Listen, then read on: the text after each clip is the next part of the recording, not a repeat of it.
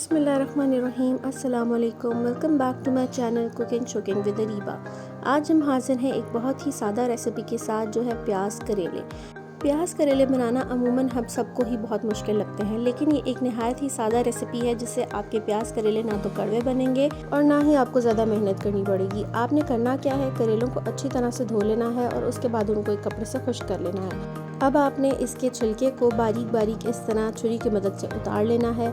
सारे करेलों के छिलके को अच्छे तरीके से उतार लीजिएगा और फिर करेले एक साइड पर रख दीजिए। फिर आपने 4 अदद प्याज लेने हैं, जिनको आपने बारीक बारीक काट लेना है इस तरह से। और आपकी मर्ज़ी, आप बारीक काट सकते हैं, मोटे भी काट सकते हैं, जैसे आपको पसंद हो। 4 अदद हम टमाटर लेंगे, उनको भी हम इस तरह से काट लेंगे। और 4 से 5 हरी मिर्चें लेंगे, जिनको हम काट लेंगे।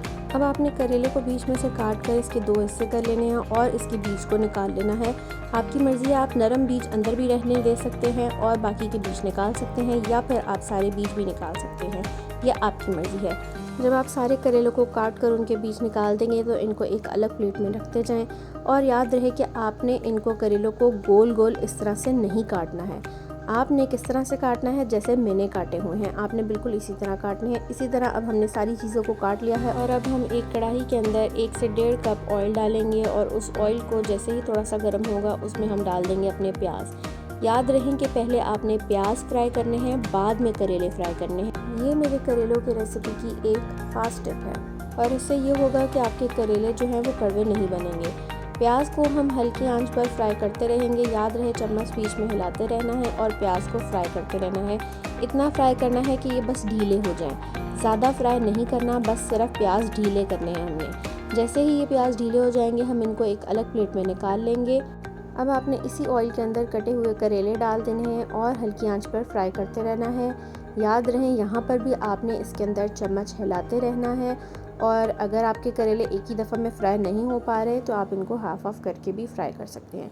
मैंने यहाँ पर हाफ़ करेले डाले हैं और मैं इनको फ्राई कर रही हूँ। आपने करेलों को बस इतना फ्राई करना है कि ये इस शक्ल में आ जाए। ना तो बहुत ज़्यादा फ्राई करना है और ना ही बहुत कम फ्राई करना है कि ये कच्चे रह जाए। ज़्यादा फ्राई करने से आपके करेले अकड़ जाते हैं और उनका टेस्ट मज़े का नहीं आता है। बस आपने इतने से फ्राई करने हैं। अब आपने इन करेलों को एक अलग प्लेट में निकाल लेना है, या फिर उसी प्लेट में निकालना है जिसमें आपने प्याज निकाले हुए थे।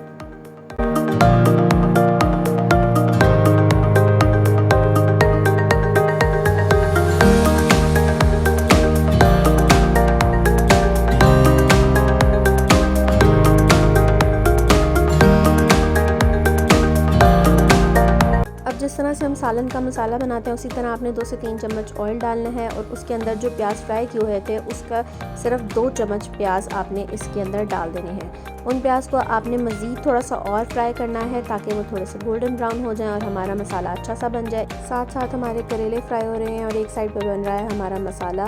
तो ये प्याज थोड़े से गोल्डन ब्राउन होने वाले हैं, तो इसमें अब मैं शामिल करूँगी टमाटर, जो हमने काट लिए थे बारीक बारीक।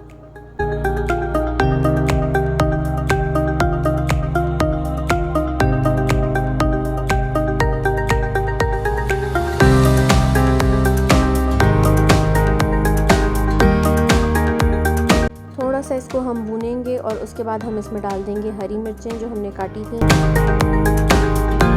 अब आप इसमें शामिल करेंगे 1 चम्मच सुर्ख मिर्च, आधी चम्मच हल्दी की और साथ ही आप 1 चम्मच नमक का डाल देंगे।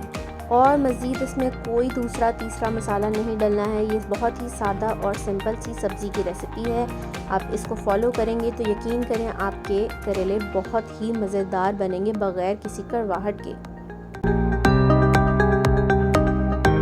मसाले को मैंने 2-3 मिनट के लिए ढक दिया था और अब इसके बाद जब मैंने ढक्कन उठाया है तो मसाला तकरीबन मेरा तैयार है। अब इसमें मैं डाल दूंगी फ्राई किए हुए प्याज और करेले।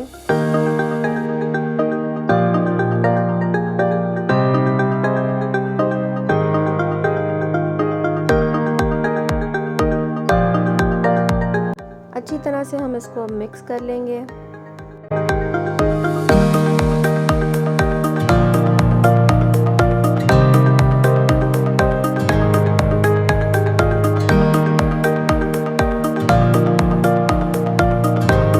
से 5 मिनट के लिए इसको ढाँप देंगे हल्की आंच पर। अब मेरे करेलों की जो सीक्रेट टिप है वो ये है कि बिल्कुल एंड पर आपने 2 से 3 चम्मच दही डाल देने हैं और इसको दम पर रख देना है।